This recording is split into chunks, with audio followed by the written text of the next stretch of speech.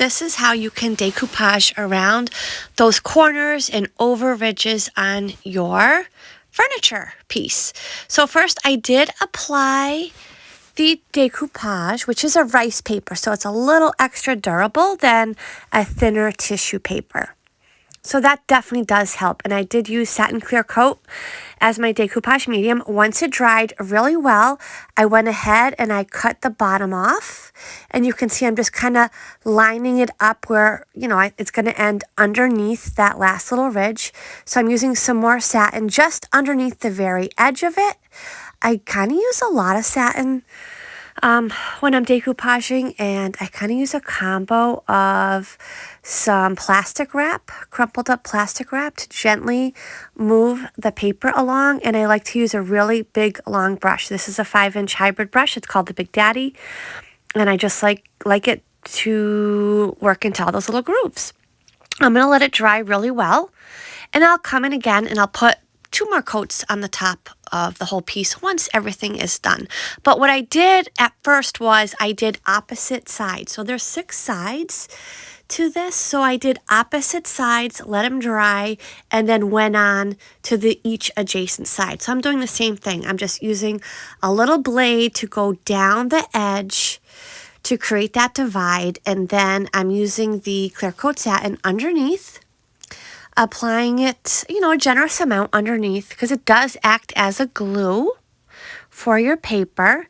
And it is a little bit like trial and error with this. So I just cut each side down a little bit. And when I'm applying the satin like I am here, I apply the satin underneath onto the furniture piece where I'm going to, you know, put the paper down. And once I have a nice amount of the satin on there, I just take the paper and kind of pull it gently out and into those little crevices. You can see that here. I'm pulling it down gently and using that plastic wrap to work the paper into that first little ridge. Now going again and just using that plastic wrap to get that paper up underneath the ridge so it can adhere to the surface of the furniture piece. So the hardest thing about this process is being patient and waiting. I did make sure each side was dry really well before I went on to the adjacent side. And the rice paper is so durable. You can see here I picked it up again to apply some more satin. And it's just such a durable paper. So the rice paper actually has paper fibers in it, which helps strengthen it. So here I am again, I'm just pulling it down from in the middle, and now I'm going to use that Big Daddy brush, and I'm using that to gently push the paper into the ridges of this cute little table. I'm using my thumbs to kind of press it in there. And again, I'm going in with the brush. I'll let it dry really well, and once it's dry, I'll come back in and I will cut the bottom piece off and make sure that the very bottom of it is tucked underneath that final little ridge.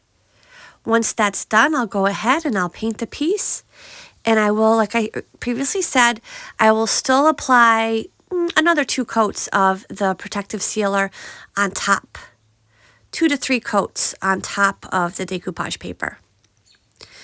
But this took me it's quite a few hours to do, and most of that was waiting time. That, again, is the hardest part. So as long as you're patient with yourself, you can absolutely decoupage around as many corners as you want to, and down and in any little crevice that you want to. And I really had a great time trying out this technique on this piece.